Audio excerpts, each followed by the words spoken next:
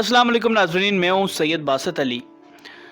मेरे साथ एक मोहतरमा मौजूद हैं जिनको उनके मियाँ ने इस वजह से छोड़ दिया कि इनके यहाँ औलाद नहीं हुई। बड़े दुख की बात है, बड़ी शर्म की बात है कि औलाद तो रब का काम है, औलाद देना, औलाद से नवाजना तो मेरे मौला का काम है। रब भी देने वाला है औलाद, हर चीज़ रब देता है, इंसान को पैदा ही रब करता है। जब तो कैसे गिले कि औलाद नहीं हुई, किसी की बेटी की ज़िंदगी ख़राब कर देना, तलाक दे देना। और ये जो बेटियां होती हैं ये भी अपना घर छोड़ के जाती हैं और अपने घर, अपने माँ बाप को छोड़ के, अपने भाइयों को छोड़ के वहाँ भी चाहती हैं कि उन्हें वही प्यार मिले जो एक माँ का प्यार होता है, एक बाप का प्यार होता है, एक भाई का प्यार होता है। लेकिन अफसोस कभी कभी ऐसा नहीं होता, कुछ ज़हनी मरीज़ लोगों की वजह से ऐसा नहीं होता। लेकिन मेरी बहन जो मेरे साथ मौजूद है, इनको इसी वजह से छोड़ा कि इनको औलाद नहीं हुई। जानते हैं इनसे। अस्सलाम वालेकुम। वालेकुम अस्सलाम। कैसी हैं आप? ठीक हूँ। अच्छा, मुझे बताएं कि इस बात में कितनी सदाकत है कि आपके मियाँ ने आपको इस वजह से छोड़ दिया कि आपको औलाद नहीं हुई? हाँ जी, इस वजह से छोड़ दिया, औलाद नहीं हुई। क्यों? मतलब औलाद तो देना अल्लाह का काम है ना, तो आपकी तो इसमें कोई गलती नहीं है। नहीं, इसलिए छोड़ा उन्होंने, औलाद नहीं दी। नहीं हुई? नहीं। आप बिल्कुल सारा बताएं, आप डरे नहीं, घबराएं नहीं, जिसलिए आप सारी बात बताएं। 6 साल हो गए हैं शादी को, तो उन्होंने औलाद नहीं हो रही थी इसलिए छोड़ दिया। तो मैंने कहा ठीक है, आपने छोड़ दिया।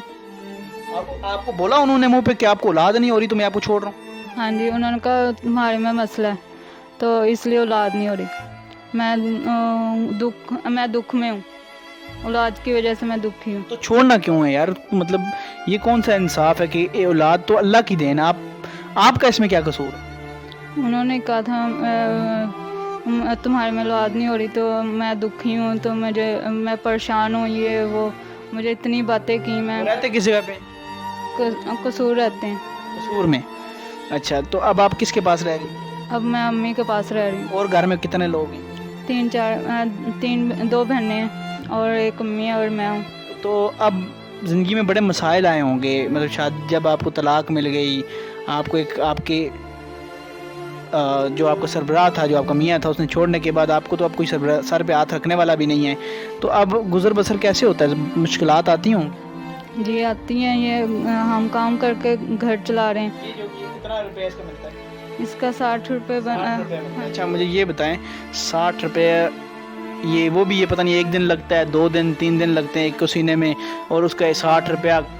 और घर में 3 बहनें, एक माँ है, और ये यतीम है, वो घर में कोई भी नहीं है। यतीम के सर पे हाथ रखना भी बड़ी बात होती है। तो मुझे ये बताएं, आगे ज़िंदगी गुजारने में आगे शादी करेंगी? हाँ जी, कर लूँगी, जो सा अच्छा मियाँ मिला। बिल्कुल। हम अपनी वीडियो के तवसत से किसी का घर बसाना मेरे ख्याल में बड़ी बात होती है। हम तो नहीं, अल्लाह ही बुलाता है हमें इन कामों में। लेकिन हम ये कहते हैं कोई अच्छा नेक बंदा जो इनसे शादी करना चाहे। हज़ारों की लाइन लग जाती है, लेकिन कोई ऐसा प्रोसीजर से, कोई ऐसा नेक बंदा जो इनसे शादी करके इनकी ज़िंदगी संवार दे। ज़िंदगी संवारना क्या है? तुमने किसी ने क्या दे देना है? इंसान है, 4 दिन की ज़िंदगी है। लेकिन शादी एक बहुत बड़ी बात है कि इनकी ज़िंदगी दोबारा खुशियों से भर जाए और इन्हें कहीं से ताने ना मिलें। पुराने घर में इन्हें आपको सास और वो भी ताने देते थे कि तुम बड़ी उम्र, पता नहीं क्या। हाँ जी, उन्होंने कहा बड़ी उम्र की हो तो औलाद नहीं हो रही इतनी। मैंने कहा आपने ही लेके आई हैं, मैं तो नहीं कहा था मेरा रिश्ता लेके जाओ, तो खुद ही लेने आई थी रिश्ता। तो लड़ते रहते थे आप? काम करते करते कहते थे सफाई नहीं सही हुई, ये नहीं सही किया, लड़ना शुरू कर देते थे, मुझे रोना। आपने कहा नहीं कि आप मुझे सफाई के लिए लेके आए या मुझे अपने मियाँ के साथ ज़िंदगी गुजारनी है, एक अच्छे शहरी की तरह ज़िंदगी गुजारनी है? नहीं, उन्होंने मैंने नहीं कहा, वो खुद कहते थे ये भी साफ़ नहीं हुआ, ये भी साफ़ नहीं हुआ। सारा दिन काम में मसरूफ़ करवा देती थी। घर में वो मियाँ भी नहीं आते थे जल्दी, वो भी 15 दिनों के बाद आते थे। आपकी वजह से कि यार आपसे तंग थे? हाँ जी। माँ बता देती थी ये रोई है आज, ये ऐसे किया इसने। वो आते ही नहीं? हाँ जी, वो गुस्से से आते ही नहीं थे। तो इसलिए मैंने कहा ठीक है, मैंने कहा मम्मी। तो आप मुझे ये बताएं कि अब ज़िंदगी का, क्योंकि आगे ज़िंदगी तो गुजारनी है। अभी आपकी उम्र क्या है? 21 साल, 31 साल। 31 साल? हाँ जी।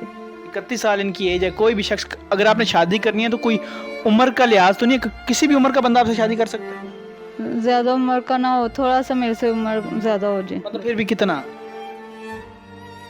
25 साल हो। हो जाए। आप तो 31 की है ना, जी 35 साल आपके, 35 साल की हो जाए, इतना हो जाए। लेकिन अगर कोई 50 तक कोई आपसे करना चाहे और आपको अच्छी ज़िंदगी डिस्कस ही कर रहे हैं, क्योंकि हम चाह रहे हैं कि कोई भी अच्छा रिश्ता हो आपके लिए, उसमें ज़रूरी नहीं है उम्र ही हो, उसमें रिश्ता अच्छा, उम्र भी होनी चाहिए आपको। तो मैं ये नहीं कह रहा कि बड़ी उम्र का होना, लेकिन आपको रिश्ता अच्छा जो आपकी लाइफ को आसान कर दे। हाँ जी, जैसा भी हो मैं कर लूँगी, हैं? जैसा भी उम्र बड़ी हो छोटी हो मैं कर लूँगी। उसमें क्वालिटियाँ क्या होनी चाहिए आपकी ज़िंदगी में? सुकून रखे बस। हाँ जी, सुकून रखे, खुश रखे। ये इनका नंबर आ रहा है, इनके फैमिली का ही नंबर है, और इस नंबर पे आप कांटेक्ट कर सकते हैं, और कांटेक्ट करके इनकी यतीम है ये, अगर हेल्प भी करना चाहें तो आपको सवाब होगा। आप जितनी आपकी मर्ज़ी है, ये आपकी और इनकी है, इस बात में मैं बिल्कुल ज़रा साइड पे हूँ कि आप जितनी हेल्प करना चाह रहे हैं इस नंबर पे रब्ता करके आप इनसे हेल्प कर सकते हैं। और कोई शादी करना चाहता है वो डायरेक्ट जो है इनके घर में रब्ता करके, इनकी वालदा से रब्ता करके वो भी कर सकता है।